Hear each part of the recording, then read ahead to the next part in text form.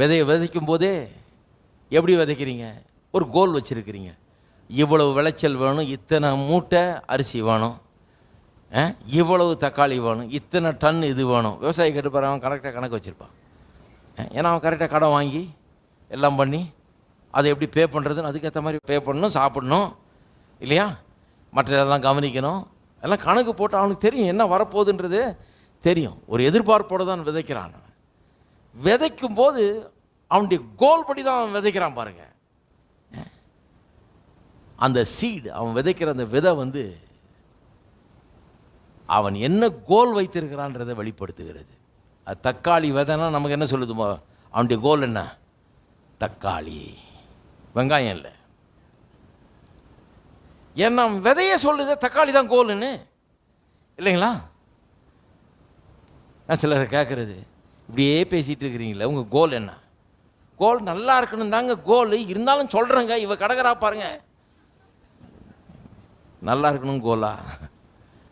அப்புறம் விதை வேறு மாதிரி இருக்குது, விதை வெங்காயமாக இருக்குது, கோல் தக்காளியாக இருக்குது.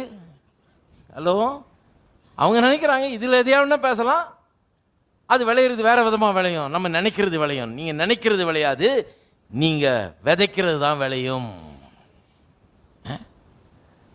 விதையை பார்த்தாலே சொல்லிடலாம் கோல் என்னன்னு.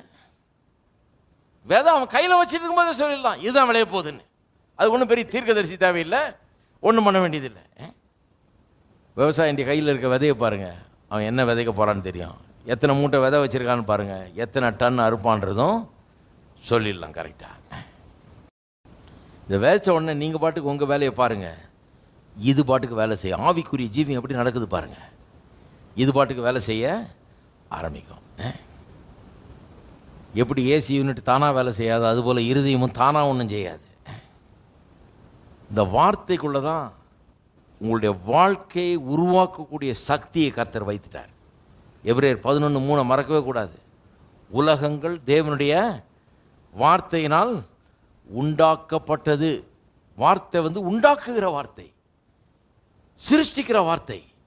சிருஷ்டிப்பே வார்த்தையினால் தான் உண்டாச்சு பாருங்க. அப்போ இந்த வார்த்தையினால் தான் கடவுள் உலகங்களையே உண்டாக்குனார்.